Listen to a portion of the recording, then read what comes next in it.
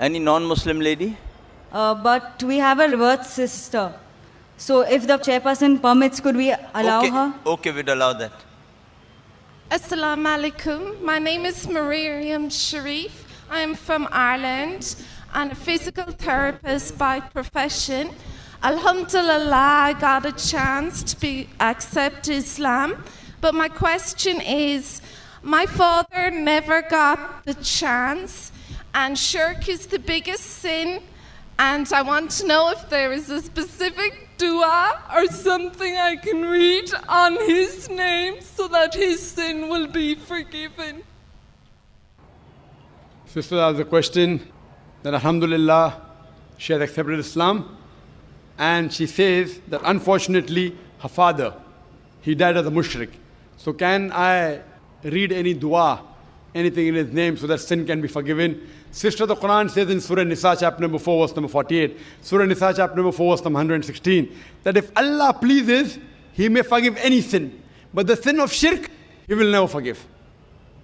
Because a person who has done shirk has committed the most heinous sin. So if the person is doing shirk and before he dies, if he repents, inshallah Allah will forgive. But if he dies as a mushrik, he is destined for hell. There is no other option. And this is also narrated in the Quran. When Ibrahim alayhi salam, Prophet Ibrahim, when he prays for his father, who was a mushrik, then a verse was revealed that when the person is alive, you can ask Allah to give hidayah to your parents, to your father, to your mother, to your brother. May Allah guide them to the straight path. But if they die as a mushrik, and if you know they die as a mushrik, you cannot pray for them. You can only pray that, oh my God, oh my Lord Allah, make from my offsprings Muslims who will submit their will to Allah. And this is the dua of Ibrahim alayhi salam. His father also was a mushrik. But he does a dua in Surah Ibrahim, chapter number 14, the last few verses.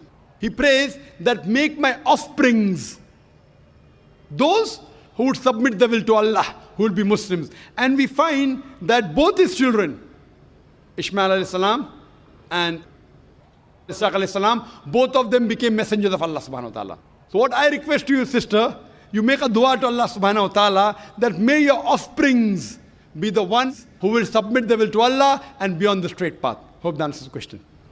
Jazakallah.